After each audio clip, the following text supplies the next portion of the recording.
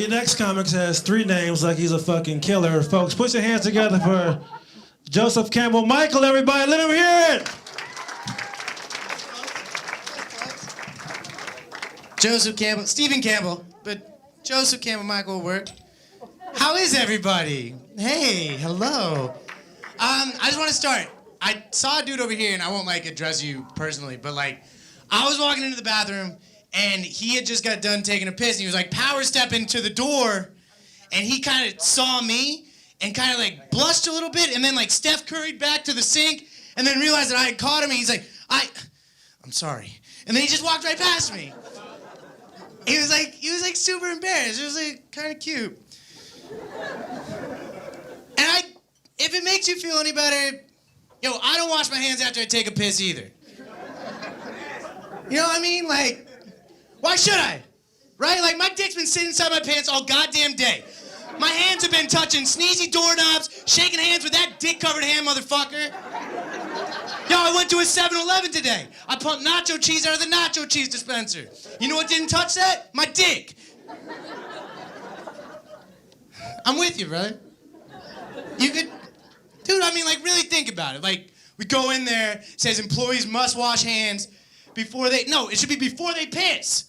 They're back there with raw chicken and meat together. They're gonna get salmonella cock and nobody cares. I'm passionate about very few things, people. This is one of them. I want to live in a world where I can just walk into the bathroom, there's just a trough where you can just wash your dick in it, just a whole thing of hot soapy water, everybody's just high-fiving. That's the America I want to live in.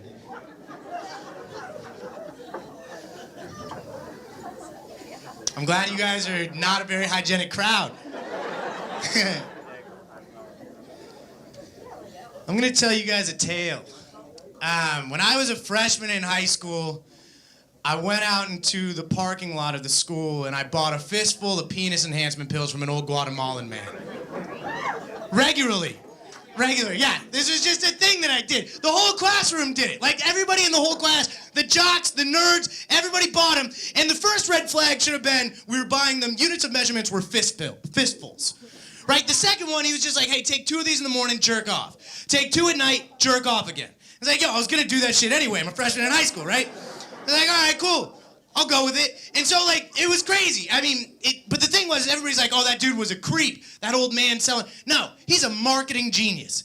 Because that guy found a consumer base with an insatiable demand for dick pills. Dude, think about it this way. As a freshman, you had a very fragile psyche. Right? And so if somebody knew that your dick wasn't getting bigger, they would make fun of you. And you didn't want to get made fun of. So Sal would tell people you weren't buying dick pills. So you just kept buying them. And I wouldn't buy lunch. Okay? At one point, I bought a bigger cup for football so people thought my dick was getting bigger. What's yours, salami? Mine's tri-tip. Cool. Good job.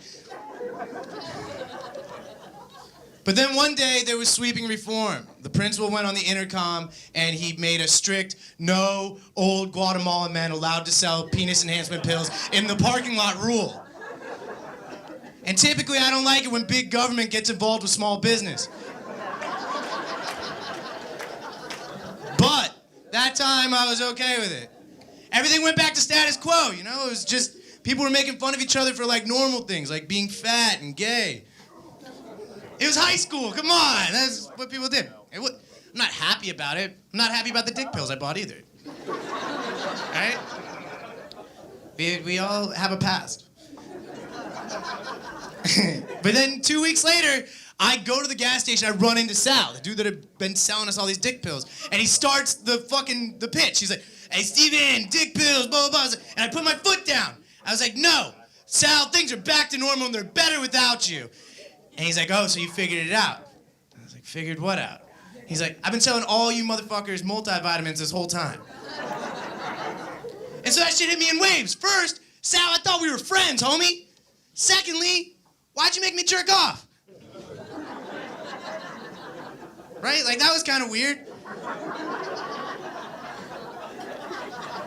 But then he's like, hey, how about you and I squad up? How about you sell dick pills for me? And he had this Pablo Escobar charisma about him, and I did.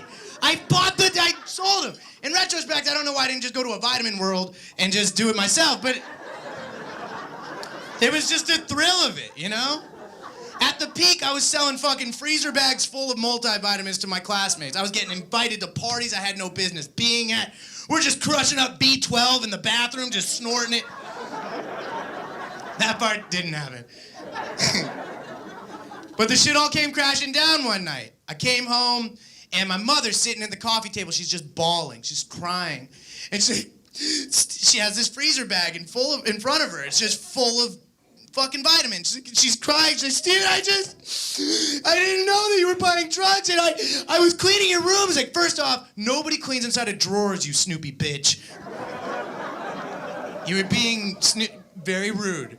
And she's like, I was just cleaning. It's like, Mom, no, you don't understand. They're just multivitamins. Why would you hide multivitamins? Like, no, you don't. Okay, well, this is what happened. And she just stops crying and she just looks me in the eyes. She's like, I just fucking wish they were drugs.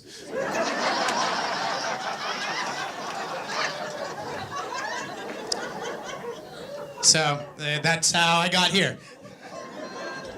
Yo, my name's Stephen Campbell. Thank you very much, you guys. Stephen Campbell, everybody, give it up for him.